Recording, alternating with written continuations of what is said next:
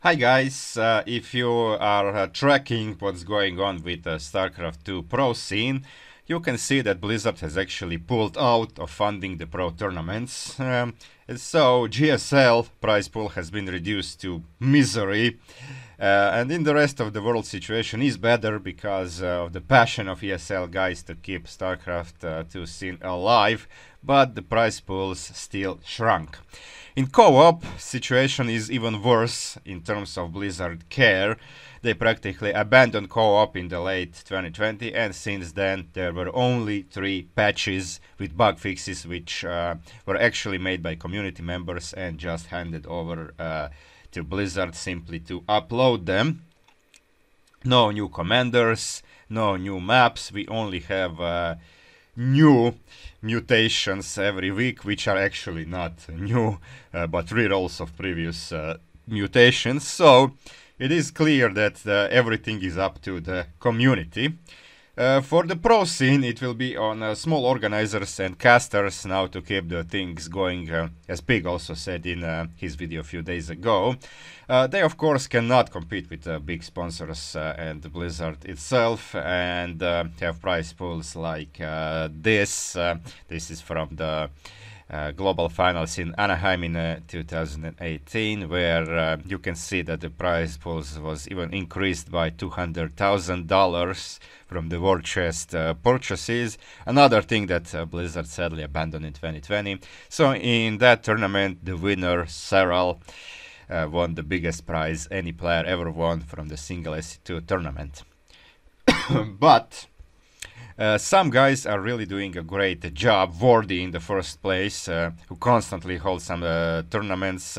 So if you want to help those guys, you can always donate or subscribe to their channels. But how can co-op help in this situation? Now, if you go on Twitch and type in StarCraft 2, you'll find probably some 50 guys streaming StarCraft at a time. From these 50, 40 are probably streaming ladder games if there is not any tournament ongoing at the time. Some, let's say 7 or 8, are probably streaming campaign or arcade, and maybe 2 or 3 are streaming co-op. Maybe. Similar thing is with YouTube videos, but it is a fact that most people who play StarCraft play co-op, and co-op is the biggest StarCraft 2 moneymaker for Blizzard. That is also a fact. So if we convince Blizzard to start paying paying attention to co-op again, commander purchases might significantly increase. I believe they will significantly increase, and thus Blizzard will be able to put some money in the pro tournaments. And I really want to help. I really want to help, because although I don't play versus, I really like to watch pro tournaments. I have my favorites there, and I can say I'm really passionate about that more than for any sport, actually, even football. So I'm also pretty sure that I'm not the only one. And of course, by achieving this, we would be getting something for ourselves too. And by we, I mean us co-op content creators, because it's really hard to get some quality content when nothing new is happening in the game, and people who are just players will also be glad to have more maps to choose between. Okay, before I tell my ideas of reviving co-op, I want to mention 2 games where community did a great job.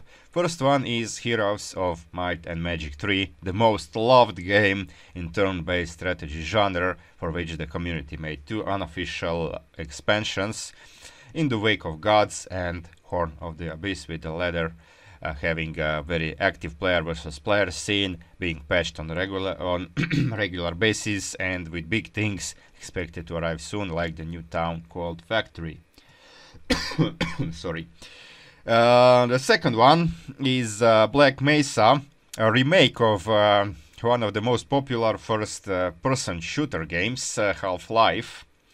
Black Mesa is made by community, which then the developer Valve accepted and made official.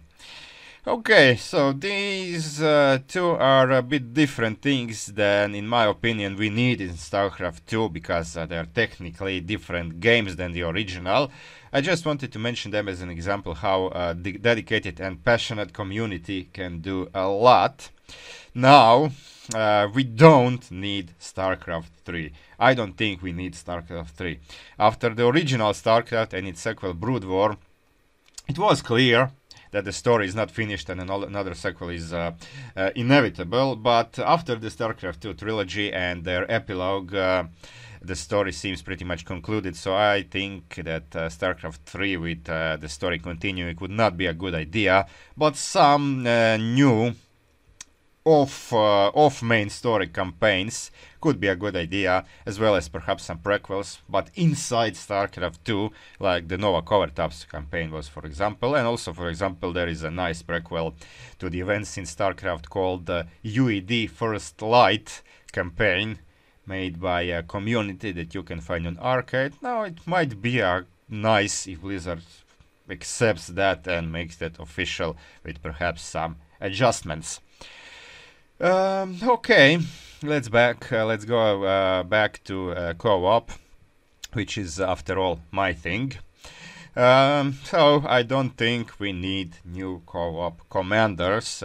We have 18 of them with 3 additional prestiges each, which means 72 months of play, which is in my opinion enough. And also, in spite of the fact that releasing a new commander is the biggest instant cash influx for Blizzard, it also is the hardest thing to do because you need a lot of voice acting, translations and testing to be done, and I don't think we can expect that from Blizzard now. But some of the existing commander prestiges deserve some redesign. Now, the new maps is something that I'm a big advocate of. The new maps. Although you pay for commanders, not maps, I think that new maps would significantly increase the interest for co-op and make people buy the existing commanders.